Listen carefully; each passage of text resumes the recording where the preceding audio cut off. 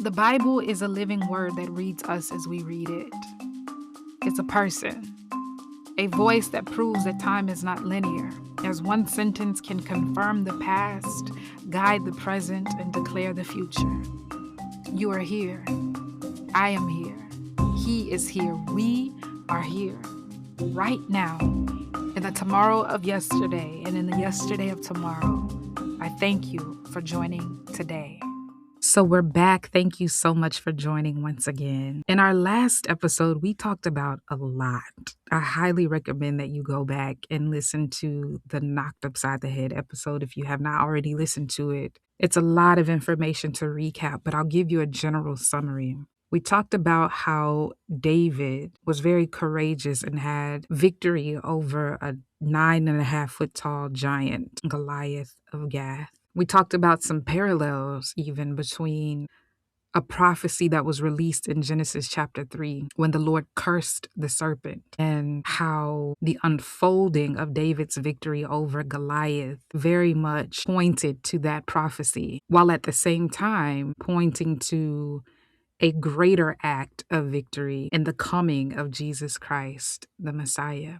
We talked about how David was a champion of the Israelites and how he was a foreshadow, he was a type of Jesus. He had a lot of things in common with Jesus, and it was almost like a reminder of the prophecy that was released in Genesis chapter 3, that the seed of the woman would certainly bruise the head of the serpent.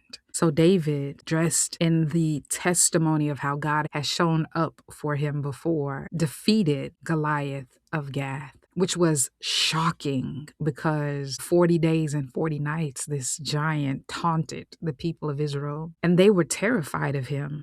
Not one person, up until the point that David stepped up, actually volunteered to go and stand in the gap on behalf of the Israelites and fight this giant. After David's victory, the Israelites were able to attack the Philistines, and they also had a great victory. Saul was very interested in learning more about David. He actually called him in for a meeting and asked him, "Who is your daddy? Who is your father?" David told him very simply, "I'm from Jesse in Bethlehem." You probably don't even know his name because we're a simple family. After David talked to Saul, David met Saul's son, Jonathan, and they immediately bonded. There was a connection right away. They were brothers. It was such an incredible connection. There was something that Jonathan identified in David that made him love him as he loved himself. He saw something very familiar. David and Jonathan, they made a pact. They're like, "Yo, you're a lifer. We're ride or dies now." And at that point, after the victory, everyone returned home. So all of the soldiers are headed back to their hometown.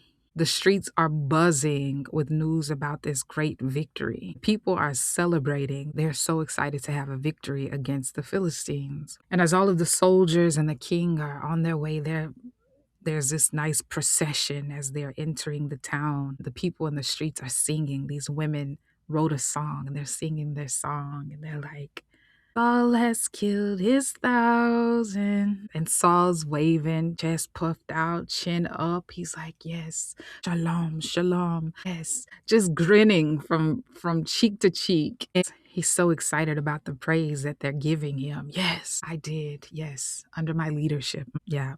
Very good, very good. But the song continued. "And David is tens of thousands." And automatically Saul, his little smile just dropped. His face broke because he's like, "Yo, they out here actually in the streets singing about, I only killed thousands, and they talk about David killed tens of thousands. They trying to make me look bad." That was the moment that jealousy against David was truly birthed in the heart of Saul. And Saul kept his eye on David because he's like, "Oh, trying to steal my praise, trying to steal my followers, trying to steal my clout." Saul is jealous, but he's also still wrestling with this tormenting spirit. And one day it was really bad, and David was playing on the harp as he would. As David is sitting and just playing on the harp. Saul just takes this spear and hurls it at David with every intention of pinning this man to the wall. And he did it twice. 2 times David escaped because the Lord was with him. Interestingly enough, it says that Saul was the one that was terrified of David because Saul recognized that there's something very special about David. He recognized that the Lord's hand was on David. Saul sent David away. He made him a commander over 1,000 men, and David rose to the occasion. He would lead his men into battle, and time again, they were victorious. David succeeded in everything that he did, and his name started to be a household name. And the people really started to love him. They developed a love and an admiration for David. That's a problem for Saul, because Saul was already made aware by Samuel that the Lord had torn the kingdom away from Saul and was giving it to someone else who was better. So I imagine that Saul really kind of had his head on a swivel looking around at any and everybody that the people had love for or admiration for. Saul needed a strategy. He needed to come up with some strategic way to get rid of David without upsetting the people. So one day he went to David and said, "Hey, I am giving you my oldest daughter, Mirab, for you to marry her. But first, I need you to prove to me that you're really a warrior, and I need you to go out and I need you to fight against the Philistines." David had already more than proven that he was, in fact, a warrior. But again, Saul was hopeful that the Philistines would end up taking him out. David respectfully declined. He said, "Listen, I'm simple. I come from nothing. Who am I? Who is my family that I should be the king's son-in-law? Thank you, but no, thank you. It's okay." Saul naturally, I'm sure, was very upset, and he just ended up giving his daughter Mirab to another man, Adriel. Meanwhile, Saul's other daughter, Michal, started catching feelings for David, which was perfect. Saul told his men, "Hey, I need you to go talk to David. Try to talk him into marrying my daughter." So the men went to David and they're like, "Yo, man, she's beautiful. You got another opportunity. Like, you actually get to be the king's son-in-law? We'd love an opportunity to do that." David was like, "Listen, I understand it's a great honor, but I'm broke, man. I don't have enough for the bride price." The men were like, "I'm sure the king can work something out for you, man." So they went back and told King Saul what was the real deal. And Saul was like, "No sweat. Let him know all that I want for the bride price is for him to take out 100 Philistines and bring me back the foreskins." David heard that and he was like, "That's all? Bet. I got it." So he goes out with his men into battle against the Philistines. He's knocking them out left and right. Yeah, yeah, yeah, yeah. He returns home after having a great victory with not 100 Philistine foreskins, but 200 Philistine foreskins. Saul was deflated. It knocked the wind right out of him because he's like, "I just can't win against this guy." He ended up giving his daughter Michal over David, and Saul felt hopeless. He got to the point he didn't even care. He wasn't worried about strategy or anything. He just talked to his men, including his son Jonathan, and told them, "I just need you to take him out. Assassinate him." I imagine that Jonathan immediately got a knot in his stomach because that's his best friend. They made a pact together. Their ride or dies, like on some next level type stuff. Jonathan went and he told David what was up. He's like, "Listen, bro, my pops is tripping. He's trying to take you out, man. I need you to hide. Just hide somewhere in the field. I'm going to talk to him. I need to fill him out, and then I'll let you know what's up." David was like, "All right, bro. Like, I appreciate you for telling me." So he hid.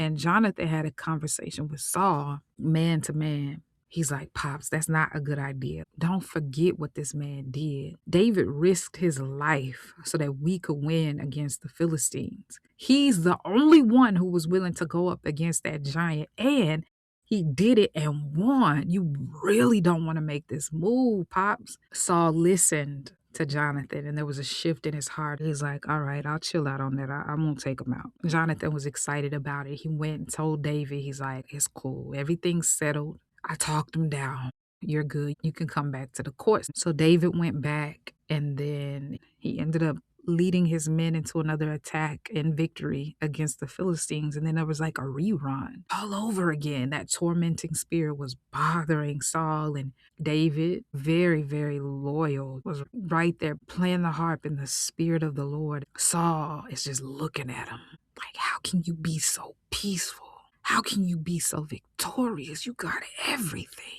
And he has all of these intrusive thoughts. And then all of a sudden, once again, he takes his spear and hurls it at David. David ducked, got out of Dodge, and ran again. Okay? David ran home with his wife, Michal, and Michal knew she had insight, and she let him know. She's like, babe, if you stay here tonight, you won't live to see tomorrow night.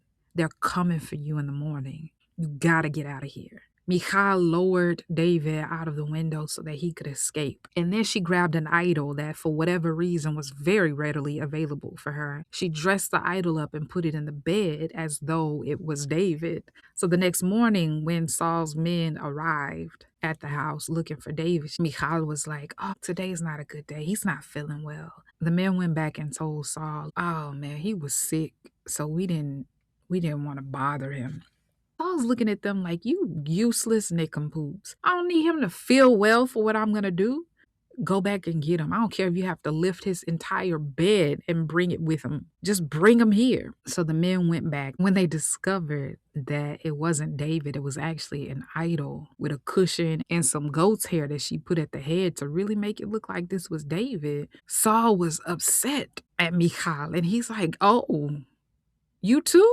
Why would you betray me and let this man escape? She had to think very quickly on her feet. And she's like, he threatened me. He said he was going to hurt me if I didn't help him. Saul let her off the hook, and David escaped to Ramah, where Samuel was. He went to see the man of God. When Saul heard that David was in Ramah with Samuel, he sent troops to capture him.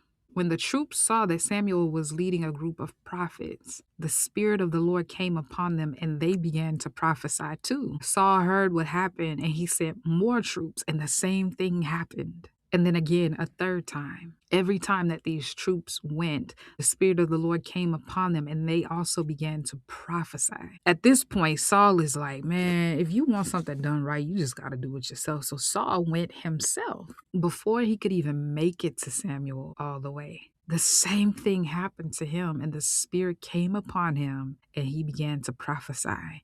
And he prophesied all the way to where Samuel was. He ended up disrobing, and he lay all day and night just prophesying before Samuel. The Lord can use whoever he wants, however he wants, whenever he wants. Something very similar actually happened shortly after Saul was anointed. And again, when the people saw that Saul was prophesying, they're like, what? Even Saul's a prophet? Kind of mocking him. While Saul was laid out under the Spirit prophesying, David had time to run. He ran to meet up with Jonathan. And David had a heart-to-heart with Jonathan. Bro, what have I done? What's my crime, man? Why is your pop set out to get me? And Jonathan was like, he's not. What are you talking about? He's not actually out to get you, man. He's just, he's different now. You know, that tormenting spirit and everything. And David's looking at him eye to eye like, I know you smarter than this. Don't be green, man. Your pops knows that we click tight, so he not going to tell you everything. I'm not making this up, man. He's determined to off me. Jonathan asked him, he said, how can I help? And just find out for sure and let me know, man. Listen, the New Moon Festival is coming up. I've been celebrating with y'all for some time now. So I'll miss it this time and just check his temperature when he realizes that I'm not there. If he asks about me, just tell him that I went to sacrifice with my family. And if he gets upset, then you'll know that he's out to get me. We made a pact before the Lord, man.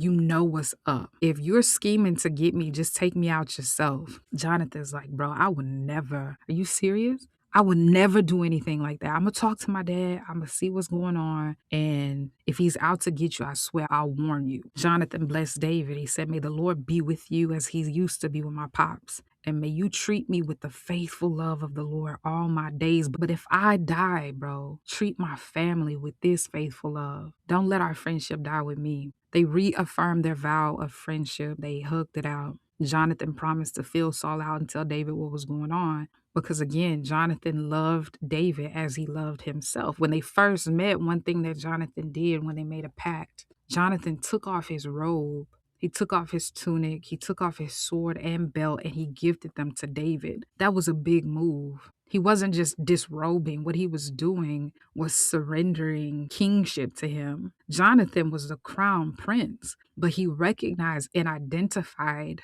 royalty in David, and he surrendered to that. His friendship with David was that valuable. Jonathan and David's love for one another was not a romantic love. Some people try to twist the word of God to fit their own perverted agenda. But the love that they had for one another was a divine friendship. And up to this point, we've seen the relationship dynamic of father and son. We've seen brothers. We've seen master and servant, student and teacher, husband and wife. We even saw nephew and uncle, mother in law and daughter in law. But the relationship that Jonathan and David shared really gives us a grid of what friendship should look like. Friendship is a matter of covenant, not coveting. It is a willingness to identify and subscribe to the calling or anointing on someone else's life, even if it will cost you something. That's exactly what Jonathan did. When he saw David, he loved him as he loved himself, because Jonathan himself was very courageous. He had some very courageous bouts against the Philistines. He made moves. Remember when he snuck off with just his armor bearer and they attacked a whole Philistine outpost? Jonathan recognized that the Lord could do whatever he wanted, that the Lord could give them great victory. Jonathan knew the Lord. He knew what the Lord was able to do. And he moved in that faith. And he took that faith on the battlefield with him, and the Lord handed him victory. But at the same time, for 40 days and 40 nights, Jonathan didn't make a move when it came to Goliath. David did. So when David went out boldly and courageously in the name of the Lord, backed by the testimony of what the Lord had done for him before, Jonathan saw himself in David, and he loved that about him. He honored that about him. He respected that about him.